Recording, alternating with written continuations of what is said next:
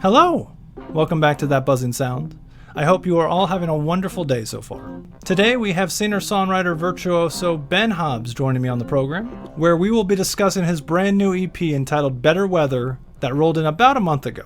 The project marks an evolution of style for Ben, who added some retro, soulful grooves to his heartfelt indie pop repertoire. Something I feel that was lightly touched upon on his 2018 Blue Sky EP, just shined in its best light here, creating 4 tracks with a distinct feel and message that speaks volumes in mere moments. Got mad Chromeo Mayor Hawthorne vibes after my first dab with the title track, but Ben really stays true to his voice as each song progresses, sliding back into his comfort zone within this new bright explosion of sound. Is he time traveling through the sound waves?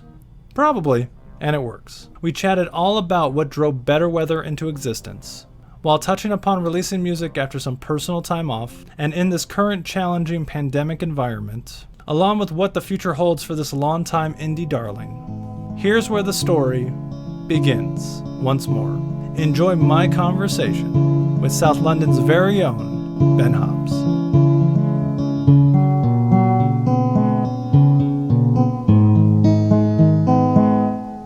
So congratulations on Better Weather. Has the response been kind of overwhelming for you so far? The response has been brilliant. I think this one more so than my previous EPs. I think it's just, when you've got these fans that you can see that they're sticking with you. And I think that is particularly nice to see, and to have lots of messages from them, but also obviously new people as well. And I think, like, for me, that's the most important thing, is hearing, directly. I think when someone takes the time to send you a message to say what they're enjoying, and, even in some detail sometimes. And I think that is brilliant. Yeah, I'm really pleased with the response so far. It feels very positive. So yeah, absolutely. Yeah, it seems like it's not just the UK that's like really into it. Like Dutch radio has picked it up, German radio, and you toured in Germany with Alex Clare back in the day. So I'm sure like just a little bit of that rubbed off on that fan base over there. So it sounds like it's becoming a worldwide. Yeah, it does feel like that, and I think it's like I'm comfortable now with the knowledge that these things, maybe for some people they do happen very quickly, and I think at the beginning I was like, really, I became more disheartened by things. If it's like, oh well, this got support, so why didn't this get as much support, from the industry or whatever. And I think now I'm much more comfortable with, like, it being a journey, it being there doesn't need to be a rush. And I think but to see that kind of commitment from these people that have heard me playing, you mentioned the Alex Clare tour, which was a really great experience. Like, actually, I remember the first gig that we did on that tour. So I was out there with a four-piece band, and we had a lot of fun. And I didn't know what to expect, because you're the support act for a bigger artist, and we went out on stage, and the place was just absolutely packed, and it was just like completely full crowd. And I didn't know, you can never really know what to expect as a support act, and it was just a very warm response overall, and that continued from gig to gig. It was actually quite an interesting tour, because we were kind of coming back and forth, and it was sort of like, I think it was largely Sunday and Monday gigs, which was quite unusual, but it was quite nice. You did 2 gigs, and then you came away and you had time to kind of reflect on it, listen back to recordings of the gig, and all that was really great. And I think, to see some of those people that heard us play and that they're still into it, and then for that to be continuing with the radio play now in the Netherlands and Germany, and it's a really nice feeling, actually. It's very welcoming, I'm sure, that your art is being appreciated not just by the big cities, but like all around the world. Absolutely. Definitely. And but I think I've actually now done more gigs abroad with this project, and which has been amazing. And I think one of the highlights was going to Asia, and in particular China. and playing shows out there, which was just such a fantastic experience, and playing these shows and people there singing along with the words, and I didn't even know if they would know my music sort of thing, but yeah, a lot of them really did, and I'm still in touch with some of those people that I met over there, some really, really amazing people, and it's just I love playing abroad, and I think it could be a little while before that happens again, but I'm really, really excited to do that again. That leads me to my second question, which is it strange releasing music in this current environment with no possibility of touring? It's like you're doing everything from like the Instagram Live, and I'm sure you're trying to get social media like everyone else is. But is it strange for you? Because it sounds like you really love to go out and touch the people and go check out all these different cultures. Yeah, it is a bit strange. I think from my previous experience, I've always released an EP, or I've released 3 EPs so far, and I would release that EP and then do some gigs to support that. And obviously that can't happen with this EP.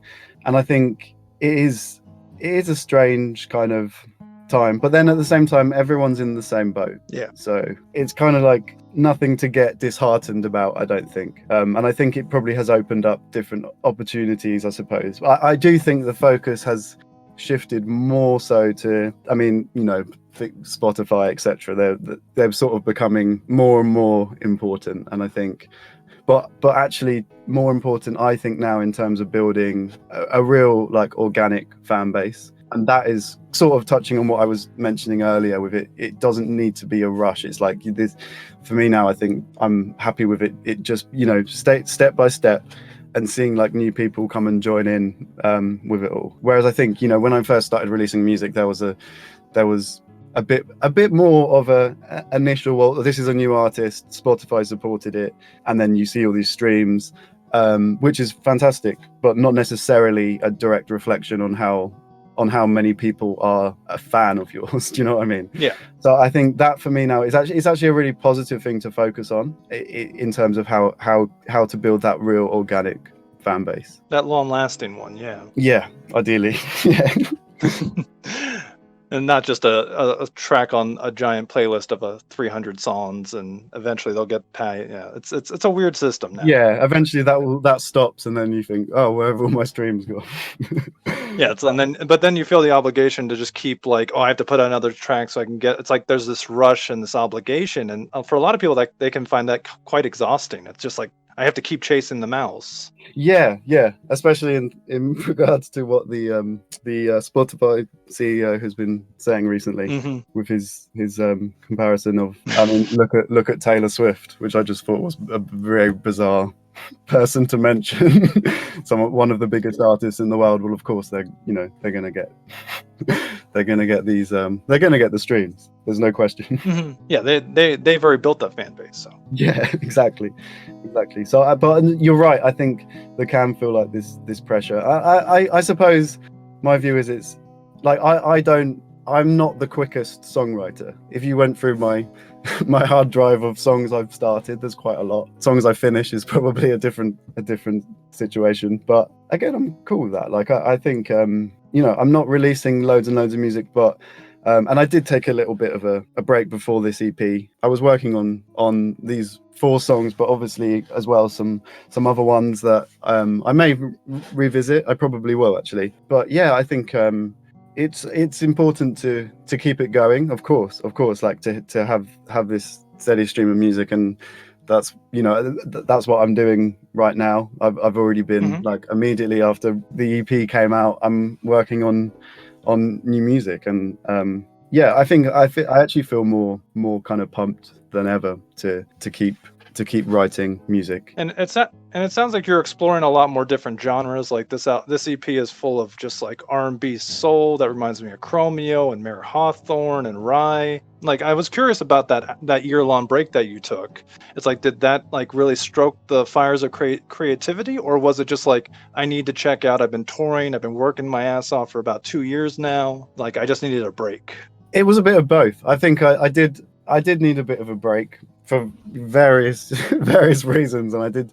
So there was a few months when I wasn't working on music, but then I actually got put in touch with a songwriter called Paul Usher, and we arranged a session. And weirdly, I was out on a ship playing music. Oh wow. Which was a lot of fun. Not, yeah, it was it was like, let's do something different. And then I had whilst on this ship, I had a phone call with Paul, and we just straight away there was a sort of spark there with how we see music. And we've both been making music for a while. He was in a really great band called Magistrates a while back, and we just kind of hit it off. And I think that was the start of these songs. And actually all 4 of the songs on the EP I co-wrote with Paul, and another guy called Cathal McKeon joined us for the track Own Arms. And so it was just different, I think. But previously, I have written songs with other people, but overall, it was me kind of in my small studio setup, working on songs, playing all the instruments, recording it all, sometimes mixing it, and I think that was the biggest change, was the process. Like, how am I gonna make this new EP? Mm-hmm. And probably at the time when it started, I didn't even know it was gonna be an EP. I just wanted to make some new songs. Yeah, you just do something fresh. Yeah, exactly. And I think sort of going back to Paul, we have a lot of the same influences. Like, we're both a big fan of older music, but also very, very much like, I don't like just seeing how that influences what you hear today, which is obviously huge. Even if you don't necessarily realize it, the influence is definitely there for a lot of artists.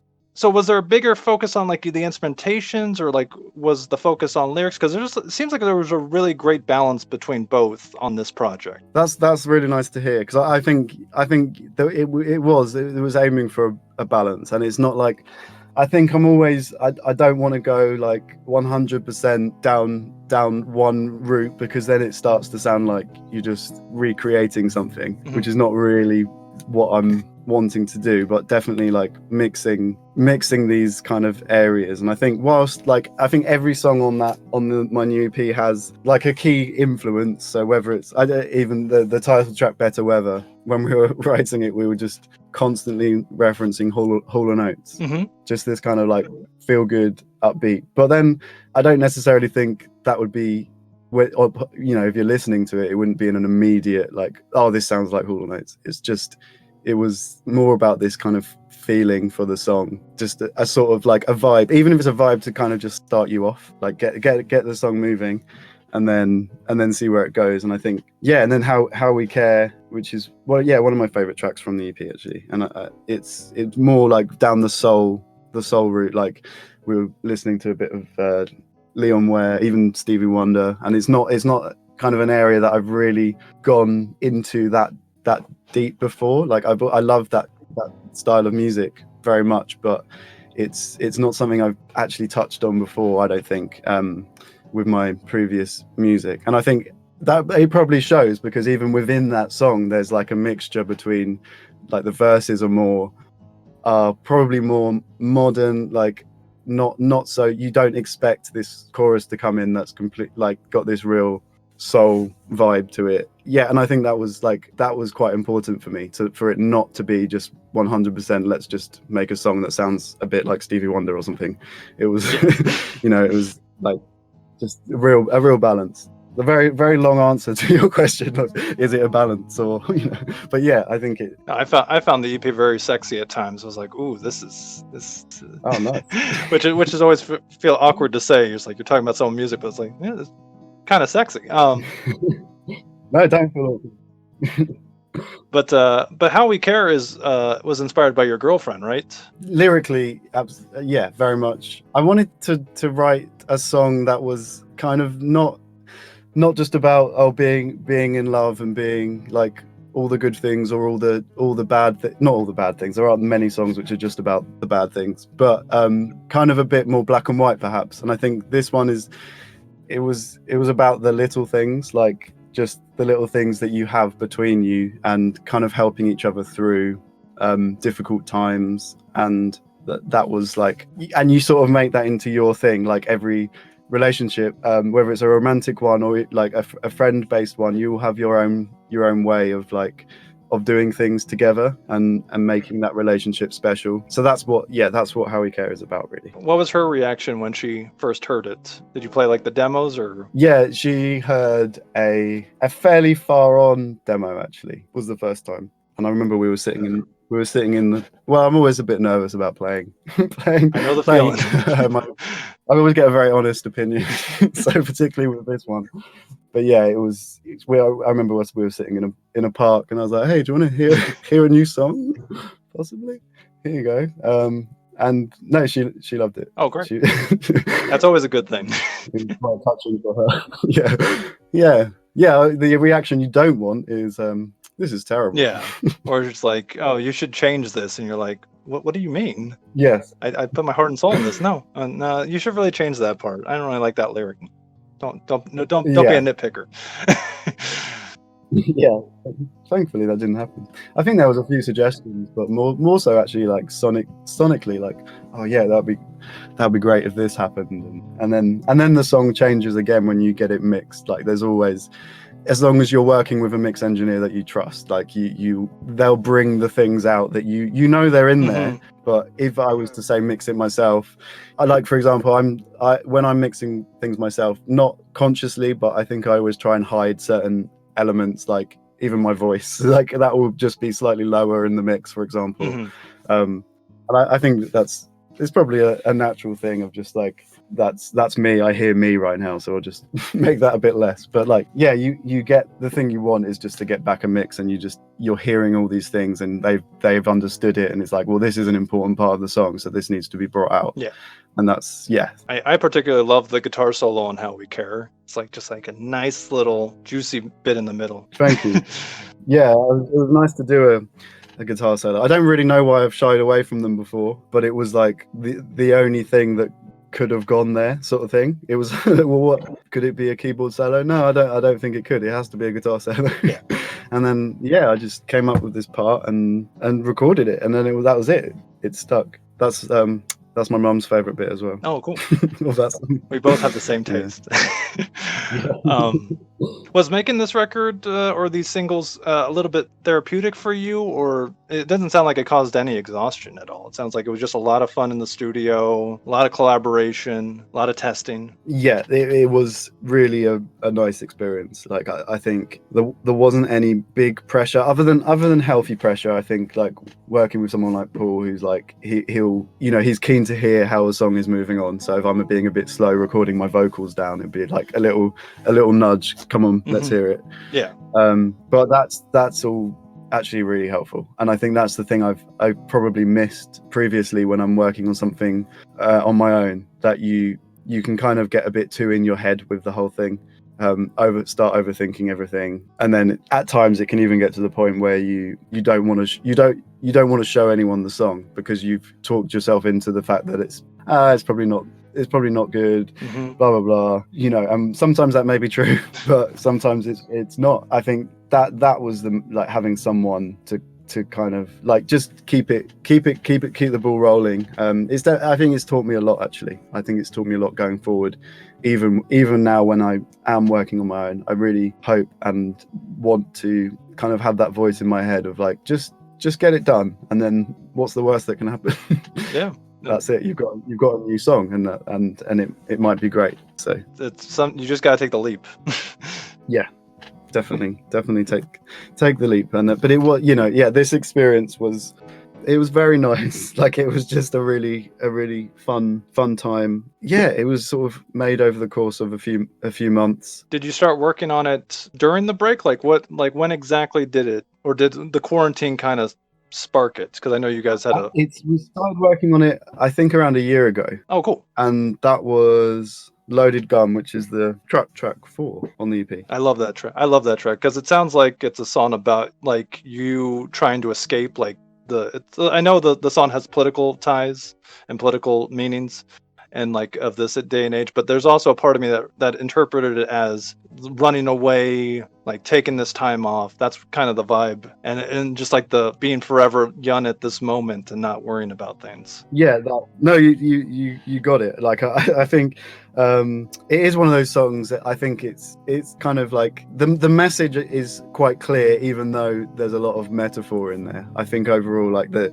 I think this song is one that I wanted it to be like people will kind of understand what this is about, because that's probably quite important. And in a way, it's one of the more poppy, rocky songs on the EP. Mm-hmm. And it kind of made sense for that. But like at the same time, it's kind of, there is a sort of based in fantasy, I suppose, element to it of, you know, escapism with someone, and you're kind of saying to each other, let's get out of here and leave behind, chase that new dream. Yeah, exactly. So what's next? Are you is the focus on the debut record, or is it more of just keep testing with things, keep playing, stay in the lab and experiment? I think a bit of both. Like I want to. I know it's a bit uncertain at the moment with playing, but I would love to organise another tour, and obviously it won't be this year. I think it's very unlikely to be allowed to happen. Plus, it's too late right now. It's like almost the end of the year. It's almost holiday. It's like, we'll deal with it in January. Yeah. Definitely, yeah. And so that's definitely a target for the future. But the time flies, doesn't it? So it will be around in no time. But yeah, I will be working on new material, and I'm going to keep pushing this EP, and hopefully the radio play will continue as well, and that will kind of broaden out. I'm hoping it will keep building, and along with that will bring new opportunities. Are you expecting to do a little bit more remixes with these singles? Because again, that's what you kind of did on the last EP. Is that on the timeline? It's loosely on the timeline. Okay. I have been in talks with some people I'd love to do remixes for, and it's potentially happening soon. Oh, cool. But I think with the remixes, it's something that it can happen, like, it's like a sudden thing. Whilst you can plan for it, I think with this EP, yeah, like it would be, there's a few people in mind that I'd really like to get involved with it. So as far as remixes goes, that's the first step. But yes, I think we will be seeing at least a remix of one of the songs. Oh, great! I do have to ask, because like that's an aspect of music that is still kind of new to me. Is it strange having someone remix a track that you like personally put your heart and soul into? Because I know you're a remixer too. So is it like, or do you welcome the reinterpretation? Yeah, actually, do you know what? It's funny. I think the first time I had a remix done, yes, that was strange. Mm-hmm. But then I think you kind of know what to expect, and what to expect is that you don't know how it's going to sound, and it's kind of just exciting that way. Literally, when you receive your email back, here's my first mix of the remix sort of thing. Mm-hmm. You have no idea how it's going to sound. Like, are they going to keep the structure the same? Is it going to have a verse chorus? Are they going to just take like a small hook from it? And in that sense, I suppose it is a bit strange, but it's kind of nice strange. And I think I've done some remixes as well, which I really enjoy doing that. It's a lot of fun. Are you planning to go back to that at any point? Because I know you did Pronan, you did was that Raina Matinee? Yes. I think I will.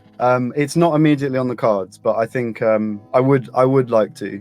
Yeah, that's I suppose that's all I can say on it. Right now, it's not something that I'm like mad, like I need to do this. It's not like an immediate thing, but I can see myself going and hopefully doing some remixes in the next year or so. That would be nice. Yeah, it seems like a fun like exercise just to keep that part of your brain going. Because and I think working on music in general is, for me, it's really important. It doesn't have to be like for my song. Like, I love film music as well, and I'm kind of touching on a bit of that at the moment too. Like, oh really? Yeah, I've always been, for as long as I can remember, I've just been mad into film music, and just like what you can do with just instrumentation, and it's always been something that I've kind of wanted to explore.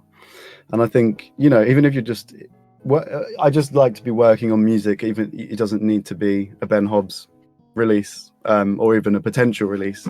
It's just good to be making some sounds and creating some kind of moods, like an atmosphere. Oh yeah. Yeah. Do you consider your part of London a magical and inspiring place? Because you're in South London, I believe, right? Yeah, I'm in South London. I do. I really like it there. I grew up around, like, always around London and always on the south of London, kind of crossing into Surrey as well, the county of Surrey. And I do, like, I'm a fan of, like, my favourite parts of London are the parks rather than the high streets sort of thing, or the bars and things.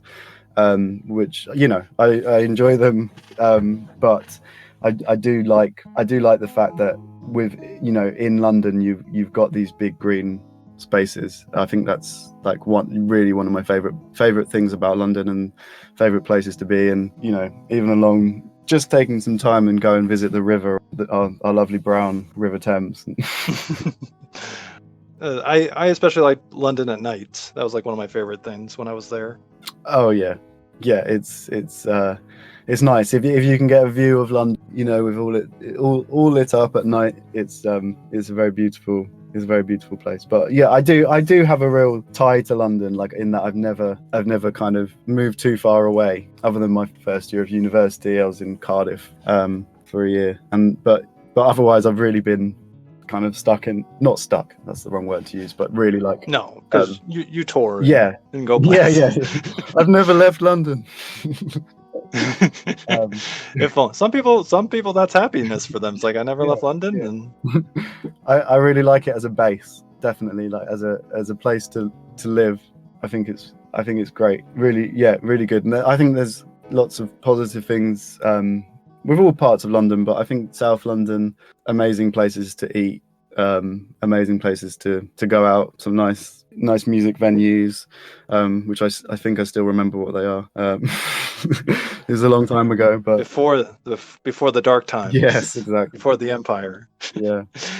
Is the speaking of food, what's your favorite spot? Like, if you have to go, like, is it burgers? Is it Thai? Is it? Well, I am a fan of pizza, but and there's some very, very good pizza places in South London. But I have to say that because I'm near Tooting in South London, and there's a lot of very nice curry places, like really good, really, really good. And there's this one place that I go to, which it's like so cheap, and it's just, you kind of feel like this is too cheap. But it's so delicious. So that's very close to home. I can walk there, and it's like, so that's probably one of my food highlights, is this particular restaurant. There's nothing like London curry, and that's coming from experience. So tell me about this NHS Charities and helping. Yeah, so the NHS Charities Together is it's sort of it's a collective of, I believe, 240 different charities that are focusing on helping the hospitals. They're currently bringing in 1 million a day to the NHS, which is like, I read that statistic and I was like, that seems like a lot of money. But then you start thinking about how important that is right now. Like, we're very lucky of course to have a national health service in this country, but I think it's like that funding is because of that, is like, the funding is absolutely vital. And I think just as particularly right now, and it's ongoing, and I think even though things seem to be easing a little bit, there's still these nurses, doctors, etc., working their asses off, like, constantly.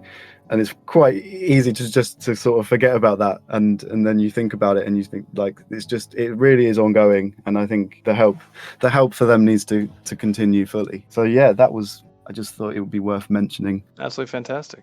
They are essential, and we love and we appreciate all that they do. And they're the ones that are going to help us get through this dark time. Yep, absolutely. And I think whilst we're all, the majority of us are trying to be sensible, it's inevitable that I think that this situation is going to be going up and down for a while. It's not just going to disappear. And I think these people responsible for making us better need to be helped out, really. And protected. Exactly, yes.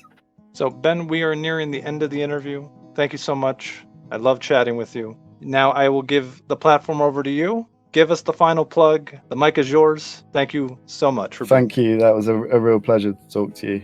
So yeah, my name's Ben Hobbs. I'm an artist from London, and you can find me on Spotify, Apple Music, all the usual social networkings, and I've just released my latest EP called Better Weather. And really, it sounds obvious, but if you're listening to this podcast and you're into it, then really please support and listen.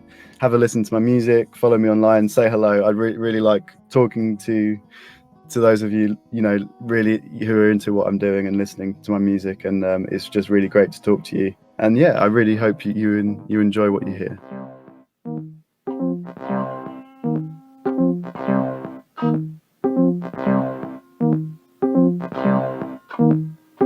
This episode of That Buzzin' Sound was recorded and edited using a variety of free applications like Audacity and Discord, and is available on such streaming platforms as Spotify, Apple Podcasts, while being fully hosted on Anchor FM.